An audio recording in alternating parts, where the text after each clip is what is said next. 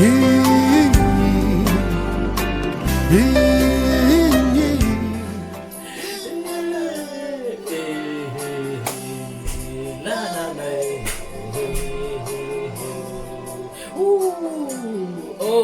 power belongs to you, oh Lord. All power belongs to you, oh Lord. All the power belongs to you, oh Lord. Hey, all power belongs, Jésus, to you, hey, oh Lord. Je te loue, Seigneur. Je t'exalte encore, Père, à cet instant, Père. Tout le pouvoir, Seigneur Jésus, t'appartient. Tu as dit, tout pouvoir m'a été donné dans le ciel et sur la terre. Voici, je vous donne le pouvoir de marcher. C'est toute la puissance de l'ennemi et rien ne pourra vous nuire, Père. Merci pour l'autorité déléguée. Oh Seigneur, merci pour l'autorité déléguée. Au nom suprême de Jésus-Christ, Père, je loue encore ton nom, Père Céleste, à cause de ce que tu as fait. Tu nous as donné la capacité, Papa, de nous approcher de toi, Seigneur mon Père, avec assurance, éternel Père. Je te loue. Merci, Seigneur. Oh, je te consacre encore ces instants. Que la parole qui sera partagée, Papa, Seigneur, qui a le pouvoir d'édifier et de donner l'héritage à tous les saints, que cette parole encore, Père éternel, soit reçue dans les cœurs, comme elle est, la parole qui sort de ta bouche. Je te célèbre, je te bénis, dans le nom de Jésus-Christ. Amen. Bien-aimé, bienvenue encore à 10 minutes dans la parole de Dieu. Je bénis le Seigneur pour ta vie, toi qui me regardes. Je bénis le Seigneur encore pour ses bontés et ses compassions qui ne sont pas épuisées. Aujourd'hui, je vais partager avec toi dans le livre de Romains 8, au chapitre 1. Il s'agit de marcher par l'esprit. Romains 8, 1 nous dit ceci, je vais baisser un peu la musique. Il n'y a donc maintenant aucune condamnation pour ceux qui sont en Jésus-Christ, qui ne vivent pas conformément à leur nature propre, mais conformément à l'esprit. Une autre traduction nous dit ceci, il n'y a donc maintenant aucune condamnation pour ceux qui sont en Jésus, lesquels ne marchent pas selon la chair, mais selon l'esprit. J'attire ton attention sur le fait que beaucoup de Bibles ne rajoutent pas la mention qui ne marche pas selon la chair et selon l'esprit. Moi, ma Bible, c'est la version second 21, et je crois que j'ai une Bible aussi, Louis II, 1978. Donc, il faut faire attention quand vous allez lire. Alors, en lisant ces deux passages, on remarque qu'il fait mention de deux types de personnes qui sont en Christ. Celles qui marchent selon l'esprit et celles qui marchent selon la chair. Alors, nous allons étudier qu'est-ce qu'un chrétien alors qui marche selon l'esprit et un chrétien qui marche selon la chair. Parce que pour celui qui marche selon l'esprit, il n'y a plus de condamnation. Vous allez me dire, mais nulle part il est écrit que pour celui qui marche selon la chair, il y a la condamnation. Mais lisons bien, il n'y a plus de condamnation pour tous ceux qui sont en Jésus-Christ, qui ne vivent pas conformément à leur nature propre, mais conformément à l'esprit. Galates 5,16 nous dit ceci. Marchez par l'esprit et vous n'accomplirez pas les désirs de votre propre nature. C'est pas formidable? Qu'est-ce que je comprends par là? Je comprends par là que si les désirs de ma propre nature ne sont pas accomplis, c'est que je marche selon l'esprit. Bien entendu, si je suis en Christ, je ne marche plus selon mes désirs, mais selon l'esprit.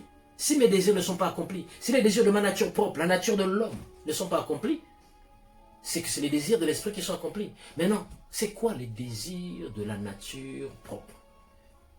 Les désirs de la chair.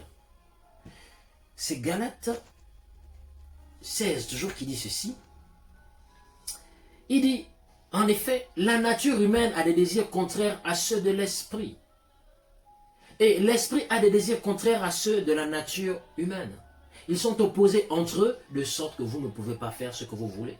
Donc vous comprenez donc par là que si je n'accomplis pas les désirs de ma nature propre, de la chair, donc j'accomplis ceux de l'esprit, parce qu'ils sont opposés. C'est l'un ou l'autre.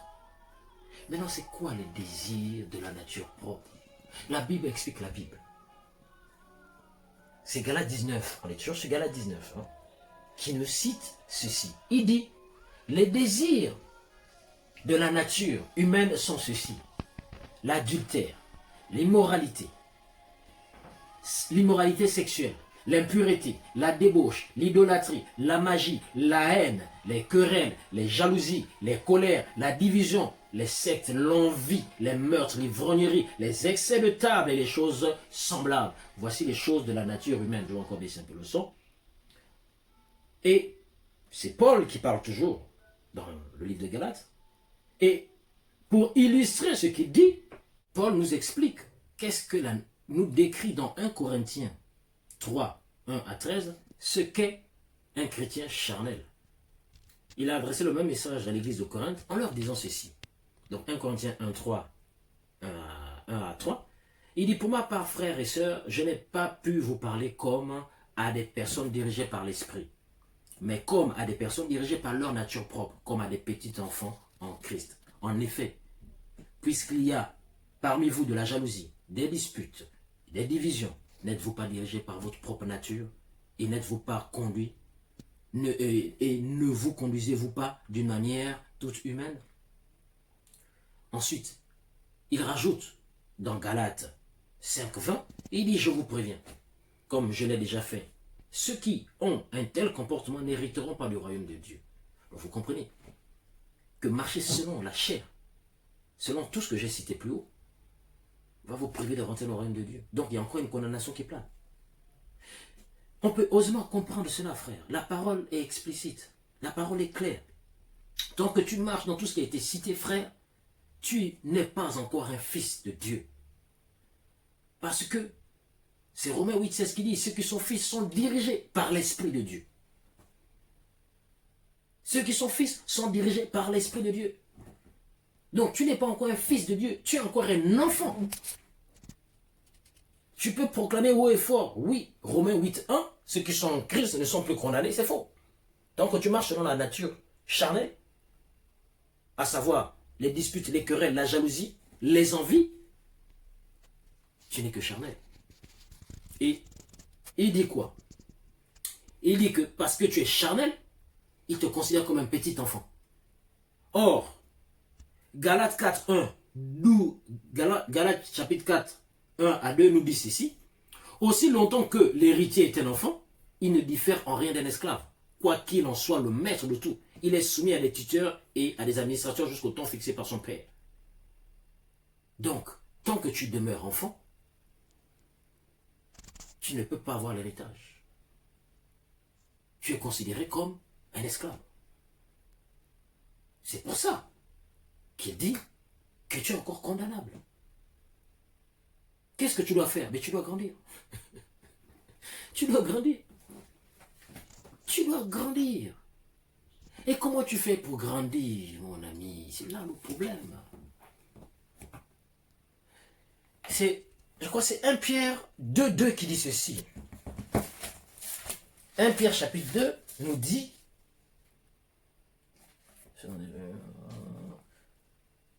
ouais, 1 Pierre chapitre 2 nous dit, mes petits enfants, je vous ai écrit, non, c'est pas, non, c'est pas 1 Pierre, non, c'est 1 Pierre 2, chapitre 2, oui. Il dit, rejetons toute, ça c'est au verset 1, rejetons toute malice et toute ruse, la dissimulation, l'envie et toute médisance. Il dit, désirez comme des enfants nouveau-nés le lait spirituel et pur de la parole, afin que vous croissiez par lui, si vous avez goûté que le Seigneur est bon. C'est la parole qui te fait grandir, mon ami. C'est la parole qui te fait grandir. C'est par la parole que tu passes du stade de enfant, le bébé là, qui suce. Combien ne voyons-nous pas des grands garçons, 45 ans, ils se comportent comme un bébé.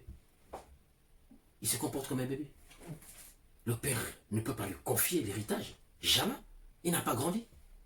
Tu es 40 ans à l'église, tu es encore bébé. C'est les pasteurs qui prient pour toi. C'est les frères qui prient pour toi. C'est les pères qui chassent les démons pour toi. Tu n'as jamais emmené quelqu'un à Christ. Tu n'as jamais fait quelque chose pour que la personne dise oui, toi Dieu avec toi. Tu es un bébé. Mais Dieu te dit, désire le lait de la parole pure de Dieu qui te fait croître. La parole fait vivre, la parole fait grandir. Et parce que tu commences à grandir, tu deviens un fils. Et parce que tu deviens un fils, l'Esprit de Dieu commence à dire, oui, tu es prêt pour que je commence à te diriger. Parce qu'il sait que tu vas l'entendre, tu vas comprendre. Jésus est arrivé dans le Jourdain, l'Esprit de Dieu a dit, celui-ci est mon fils bien-aimé. Donc, grandis, mon ami. Et parce que tu commences à grandir, tu tends à devenir fils, la parole de Galates 5, 16 va s'accomplir pour toi. Marchez par l'esprit et vous n'accomplirez point les convoitises de la chair. Puisqu'au préalable, on a lu que la chair a des désirs contraires à l'esprit. Ça veut dire quoi? Que si je n'accomplis pas les désirs de la chair, mais forcément c'est le désir de l'esprit que j'accomplis. Et pour accomplir les désirs de l'esprit, je dois marcher par l'esprit. Et pour marcher par l'esprit, il faut que je sois fils. Romains 8, 16 dit, ceux qui sont fils sont conduits par l'esprit. Tant que tu n'es pas encore fils, l'esprit ne peut pas te conduire. Et pour être fils, tu dois grandir. Et tu grandis comment? En méditant la parole, en lisant la parole, en désirant la parole. La parole de Dieu est Christ. La parole de Dieu est Jésus. Souviens-toi que Jean 1, 4 dit, la parole s'est faite chair et elle habitait parmi nous. Et Jésus, Jean 6, 35 a dit, je suis le pain descendu. Je suis le pain qui est descendu ici quelqu'un afin qu'il mange. Il dit mangez de ma chair, car c'est vraiment une nourriture. Donc la parole qui s'est faite chair, Jésus, qui est dans cette parole, désire-la. Elle va te faire grandir. Et plus tu grandis, tu commences à comprendre. Regarde. Tu me diras peut-être que comment je fais pour marcher par l'esprit. Mais déjà, si tu as compris que c'est l'esprit qui t'emmène dans ton héritage, pour cela, tu as besoin de te laisser guider par lui, tu es déjà dans la bonne voie. Ensuite, Galates 5, 22 nous dit, mais le fruit de l'esprit, c'est l'amour, la joie, la paix, la patience, la bonté, la bienveillance, la foi, la douceur, la maîtrise de soi. Contre de telles attitudes, il n'y a pas de condamnation. Le Saint-Esprit en toi a produit déjà son fruit. Dans ton esprit. Parce que l'Esprit de Dieu vient demeurer dans ton esprit. Jésus avait dit, je suis le cep et vous êtes les sarments. Celui qui demeure en moi porte beaucoup de fruits. Et si on dit le fruit de l'esprit, ça veut dire que c'est quel esprit? C'est pas l'Esprit de Dieu en toi, c'est ton esprit. L'Esprit de Dieu en toi vient avec le packaging, il te le donne déjà. Ça veut dire qu'en tant que croyant, tu as déjà le fruit de l'esprit en toi. Sauf qu'il doit grandir. Et ça rejoint encore à ce que j'ai dit. Il faut que tu sois nourri par la parole. La parole qui est Christ. C'est pour ça qu'il dit, si tu es uni en moi, tu vas porter du fruit. Pourquoi? Parce qu'il va te nourrir, il va t'alimenter. Et le fruit qui est à l'intérieur de toi, que le Saint-Esprit a amené, qui est encore petit et vert, va commencer à sortir. Sur une branche, un fruit n'est pas mûr tout d'un coup. Il sort d'abord, il est petit. Et après, il est vert. Petit à petit, il grossit, tout dépend de l'arbre. Mais pour qu'on voit qu'il soit mûr, il faut d'abord qu'il soit alimenté, nourri, entretenu. Donc, tu as le fruit à l'intérieur de toi. Il n'est peut-être pas encore manifeste, mais pour qu'il soit manifeste, tu dois te nourrir de la parole. Et le fruit de l'esprit se manifestera en toi. Et dès que ça se manifeste, tu es conduit par l'esprit. C'est une manière d'être conduit par l'esprit. Ces fruits qui sont la bonté, la patience, la tempérance, la bienveillance seront manifestes en toi. Plutôt que de réagir de manière impatiente, qui est le fruit de la nature propre de l'homme, tu manifesteras de la bonté. Plutôt que de te retrouver dans la colère, tu manifesteras de la tempérance. Voilà un petit peu ce que je peux te dire et partager avec toi aujourd'hui, dans 10 minutes, 10 minutes dans la parole. Je rends grâce à Dieu pour ce message. Je bénis encore sa parole. J'espère qu'elle t'a éclairé et qu'elle t'a aidé à passer à un autre pan de ta vie en Christ. Demeure béni. Dans le nom suprême de Jésus-Christ, je vais prier pour toi et je vais demander au Seigneur, à l'Esprit de Dieu, que la parole qui a été annoncée, qui a la capacité de te donner l'héritage parmi les saints et de te garder, agisse maintenant. Père Céleste, que ton nom soit élevé, que ton nom soit sanctifié. Merci encore pour ta parole que tu nous as donnée. Ta parole, Seigneur, qui est une lumière à nos pieds, Seigneur mon Père, mon roi, et une lampe à nos sentiers.